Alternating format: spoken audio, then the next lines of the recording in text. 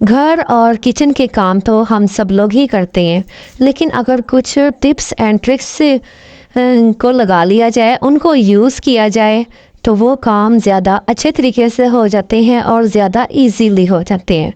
तो इसी किस्म की कुछ टिप्स और ट्रिक्स मैं आपके लिए लेकर आ गई हूँ, जिससे आपकी ज़िंदगी हो जाएगी आसान। अगर आप सर्दियों की पैकिंग करने लगे हैं तो उससे पहले ये वीडियो ज़रूर देख लें। तो चलिए आइए शुरू करते हैं। बिस्मिल्लाहिर्रहमानिर्रहीम। अस्सलामुअलैकुम। जी जनाब, यहाँ पे मौसम हो चुका है चेंज और मैं अक्सर जो है अब ब्लैंकेट का यूज़ करती हूँ। कुछ लोग घरों में रज़ाइयाँ भी इस्तेमाल कर रहे हैं, कुछ ठंडे इलाके ऐसे हैं जहाँ पे रज़ाइयाँ भी इस्तेमाल हो रही हैं। तो चलें, कहीं कंबल यूज़ हो रहे हैं, कहीं रज़ाइयाँ इस्तेमाल हो रही हैं। ये तो खैर मौसम के लिहाज से चलता ही रहता है, लेकिन मसला कब आता है जब हम रज़ाई या ब्लैंकेट लेते हैं। तो अक्सर क्या होता है कि हमें नहीं पता चलता कि जो हमने फेस की तरफ साइड रखनी है तो वो कौन सी है, या फिर अपने फुट की तरफ जो साइड रखनी है वो कैसी है। तो इसके लिए मैं आपको पहले बता दूं कि इसकी फोल्डिंग जो है ना, उससे भी पहले मैं आपको इसकी फोल्डिंग बता दूं कि ब्लैंकेट हो या कोट हो, उसकी फोल्डिंग आप लोग बहुत छोटी छोटी अंदर घुसा घुसा के किया करें। ठीक है, इस तरह छोटा सा फोल्ड, ताकि ये कम से कम स्पेस ले सकें। अब दूसरी बात आ गई जो मैंने पहले स्टार्ट की थी, वो यही है कि हमें पता नहीं चलता कि जो हमारी फुट वाली साइड है वो कौन सी है और जो हमारी फेस वाली साइड है वो कौन सी। तो ये बड़ी प्रॉब्लम वाली बात है। चलिए मैं फिर आपको इसका एक हल बता देती हूँ। आप यहाँ पर मैंने ले लिया है ब्लैंकेट जो कि मैं लेती हूँ।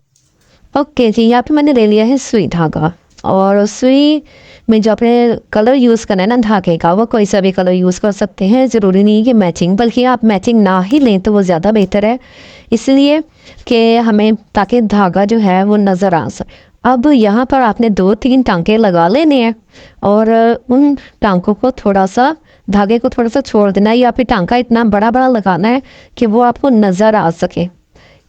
इसी तरह आपने दूसरी साइड पे भी करना है कि वो जो टांका है ना, यानी कि एक सिरे पे आपने लगा ले ये टांका, और दूसरी साइड पे भी आपने इसी तरह सेम यही प्रोसीजर करना है।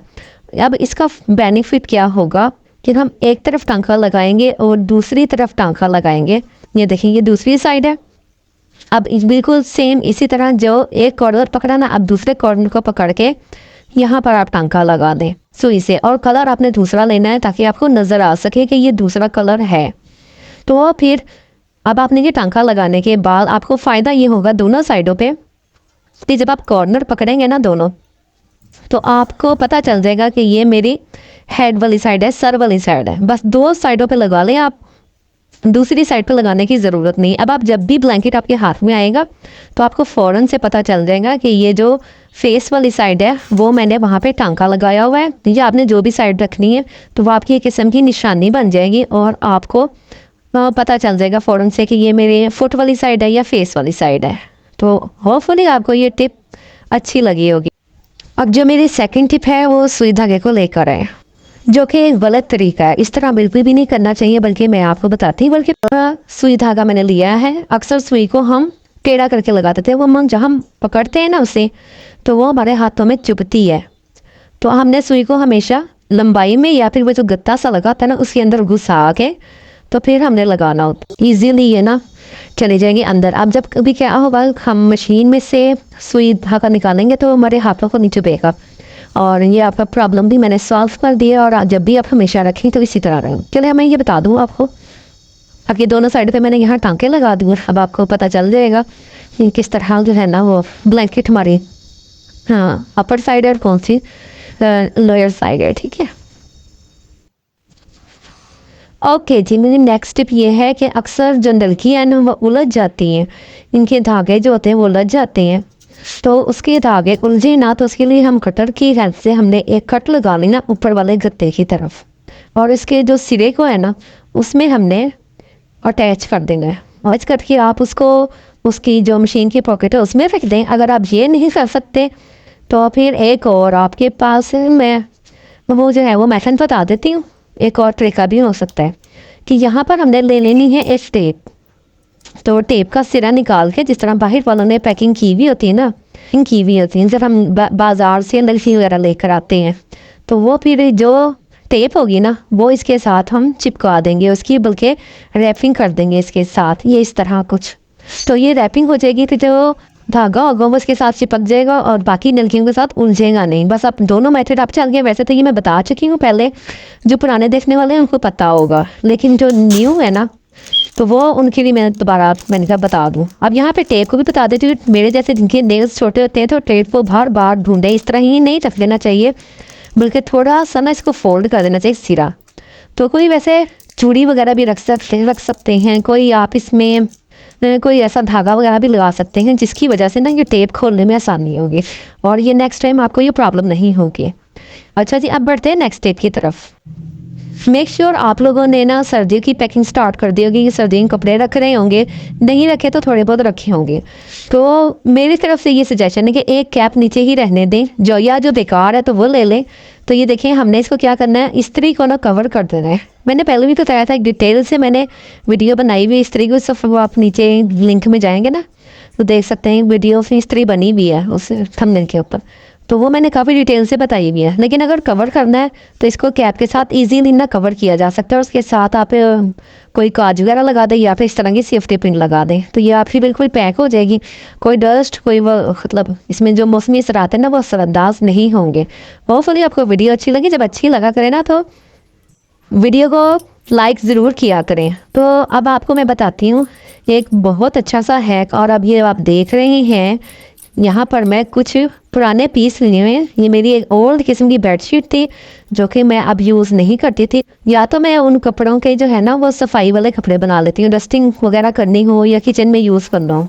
तो ये एक मेरी पुरानी शर्ट मैंने एक्सपायर कर दी है तो उसके पीस ही मैंने लेने हैं, और जिस तरह मैं कटिंग कर रही हूँ ना उस तरह आपने भी कटिंग करनी है। तो इनने क्या किया, एक रस्सी की मदद से इसको मैंने बांध दिया है, टाई कर दिया है। अब ये टाई करने के बाद तो मेरी सबसे पहले बोतल की एक ट्रिक थी ना उसमें से एक पीस बचा था, अब मैं वो लूँगी। ये देख कैप हमने घुमाना नहीं है, बल्कि ये इस तरह हमने बोतल ले ली और वो रस्सी से जो बांधा वो रस्सियाँ इसके बीच में से निकाल दी और हमने लगा दी है। अब यहाँ पे छोटा मोटा आपका डस्टर रेडी हो गया। अब आप जब चाहें इसे वॉश भी कर सकते हैं, और नीचे नीचे की जितनी भी सफाई है ना डस्टिंग वगैरह वो आप इसे ईजीली आराम से आसानी से कर सकते हैं।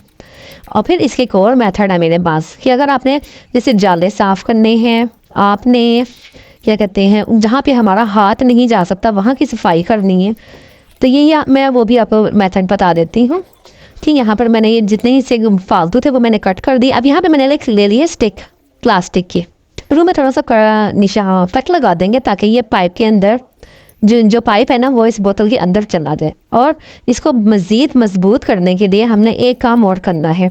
इस पाइप को हमने पहले इसमें दिया, लगाने के बाद हमने ये वाली रस्सी इसके साथ ही बांध देनी है। तो अब हम क्या करेंगे है ना, हम एक कैंडल ऑन कर लें। अगर आप तो अपने स्टव के पास खड़े हुए हैं तो वहाँ भी ये काम हो सकता है, लेकिन ये काम आपने बच्चों के सामने नहीं करना। बच्चे क्योंकि जब अकेले होते हैं ना वो इस तरह की ट्राई ज़रूर करते हैं, फिर वो नुकसान आता है। तो ये आपने बच्चों से दूर रह के ये काम करना है, या बच्चे घर ना हो स्कूल गए हों तब आपने करना है। तो ये जो प्लास्टिक है ना ये बहुत मोल्ड जल्दी जैसे हम इसे अटैच करना चाहें ना, फोल्ड करना चाहें वैसे फोल्ड हो जाती है, जल्दी से मेल्ट भी हो जाती है। तो ये मैंने मोमबत्ती ले ली है, इसकी मदद से मैंने ये देखो मजबूत कर लिया जहाँ जहाँ से मैंने करना था। इसके बाद अब दीवारें साफ़ करें, टाइलिंग साफ़ करें, और अपना जो है फर्नीचर आप साफ़ कर सकते हैं। अब ये फर्नीचर के डबल बेड होता है उसके ऊपर नहीं जाना पड़ेगा आपको, उससे बाहर खड़े खड़े ये पूरा जो है ना इसका क्राउन वो आप साफ़ कर सकते हैं। कितनी अच्छे तरीके से, इतनी डस्ट पड़ी हुई थी, अब ये बेड का जो भी है ना किनारा बहुत अच्छे से इससे साफ़ हो गया है। और मुझे तो बहुत फ़ायदा नज़र आ रहा है इसको बनाने से। घड़ी बार बार हम वहाँ पे जाले लग जाते हैं वो हम साफ़ कर सकते हैं। इसके किनारों पर फ्रेम जो होते हैं इर्द गिर्द जाले लग जाते हैं उसकी सफाई कर सकते हैं। डस्ट वगैरह पड़ जाती है, पर्दे साफ़ कर सकते हैं। तो ये देखिए कितने काम की चीज़ें और कितने टाइम की बचत है। हमें ये महंगे महंगे मोप नहीं ख़रीदने पड़ेंगे, बल्कि ये हम घर में ही इजीली रेडी कर लेंगे। और आपसे गुजारिश है कि मेरे वीडियो को लाइक ज़रूर करके जाइएगा। लाइक करने से वैसे क्या होता है आप लोग मुझे बताइए, लाइक क्यों नहीं करते? लाइक में और सब्सक्राइब करने में बिल्कुल भी कंजूसी ना किया करें। आप ही इतनी अच्छी अच्छी टिप्स लेकर आती हैं, इतनी मेहनत करती हैं, आपके लिए 2-2 दिन लग जाते हैं। तो एक लाइक और सब्सक्राइब से क्या हो जाएगा? आपको लगता होगा कि शायद नोटिफिकेशन आएगा, कुछ भी नहीं होता है। तो क्या होगा, आप लोग बस जैसी मेरी वीडियो आया करे थोड़ी सी देख ली। अगर आपके पास टाइम नहीं ना होता तो आप आराम से बैठ के देख लिया करें, जिस आपके पास टाइम हो ना उस टाइम देख लिया करें। कोई जल्दी नहीं होती, कुछ नहीं होता, इन वीडियोस वगैरह ने कहीं नहीं जाना होता। और बस सब्सक्राइब करने से और लाइक करने से मेरी हौसला अफजाई हो जाती है, मुझे भी नोटिफिकेशन आ जाता है। कोई कमेंट पास करे तो मुझे बहुत अच्छा लगता है, मैं फिर उसको रिप्लाई भी करती हूँ। और इस तरह मैं काइंडली आप लोगों ने ज़रूर मेरे चैनल को लाइक भी करके जाना है, सब्सक्राइब भी करके जाना है। तो उम्मीद है कि आपको मेरी वीडियो बहुत ही लगी होगी और इसमें ख़जाना है और यूनिक किस्म की मैं आपके लिए टिप्स और ट्रिक्स लेकर आती हूँ, जिसमें सबको फ़ायदा होता है, पैसे की बचत होती है, टाइम की बचत होती है और ये सारी चीज़ें होती हैं। तो चलिए फिर इंशाल्लाह ताला मिलते हैं नेक्स्ट वीडियो में। अल्लाह हाफिज़।